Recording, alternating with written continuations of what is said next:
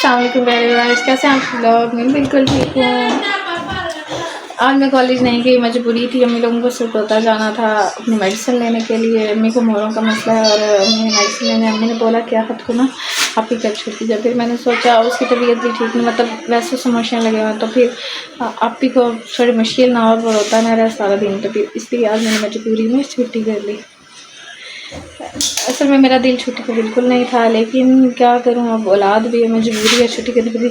तो असल में मेरा मकसद ये था कि मैं आप लोगों को दिखाऊँ। मैं अभी बाहर निकली हूँ, सुबह से मेरे नज़दीक नहीं आया, बाहर कज़नों के साथ खेल रहे। तो मैं आपको चुपके से जाके दिखाती हूँ और क्या करूँ।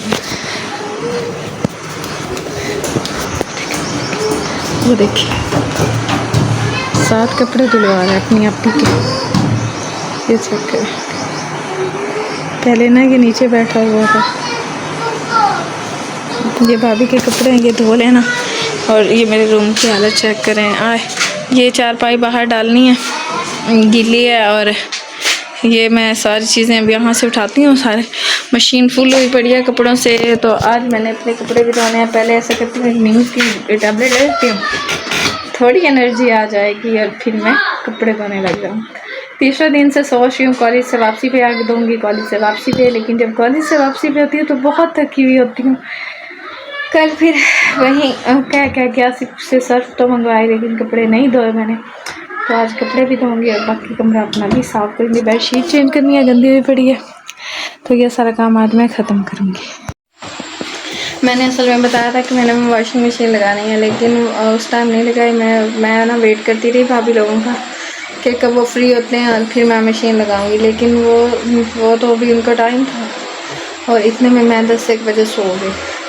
फिर 10 बजे की सोच से फिर मैं 1 बजे उठी, क्योंकि ना पहले ना कुछ अर्सा जब मेरे पेपर हो रहे थे तो वो रातों को भी जागना, दिन को भी जागना, नींद पूरी नहीं हो रही थी। तो मेरे ना सर में यहाँ से पेन स्टार्ट होती थी और यहाँ आँखों को भी होती थी, आँखें खोली नहीं जाती।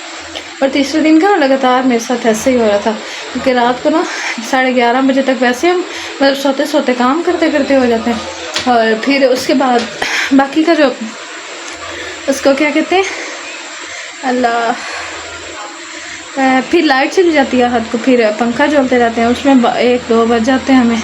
फिर लाइट आती जाती है, उस चक्कर में फिर नींद पूरी नहीं होती। तो मेरे सर में बहुत दर्द थी। आई तो छुट्टी फिर वैसे ही होगी, क्योंकि अम्मी लोगों ने सरगोदे जाना था।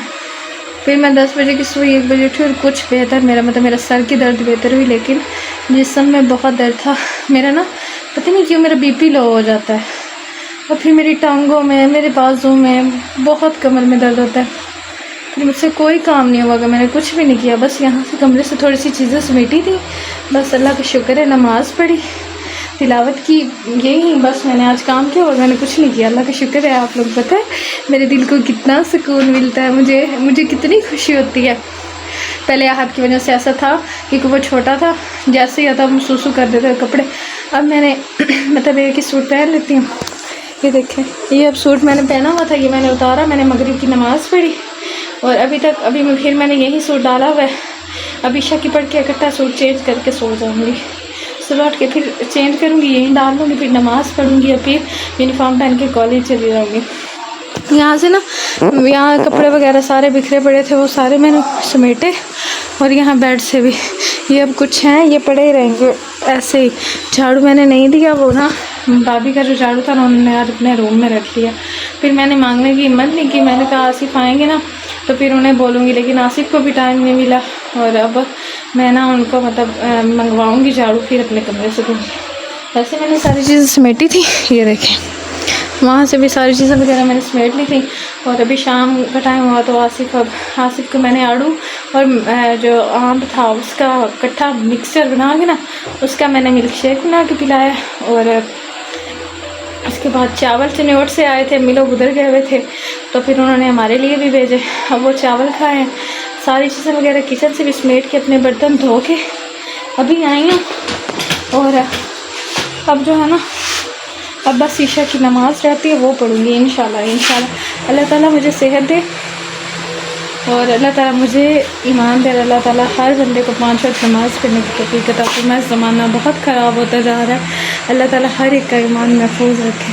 फ़िलहाल मैं बाहर नहीं मतलब ऐसे जा सकती क्योंकि भाई भी बैठे हैं और मेरा कज़न भी बैठा है, उनके सामने कोई ब्लॉग बनाना नॉट अलाउड।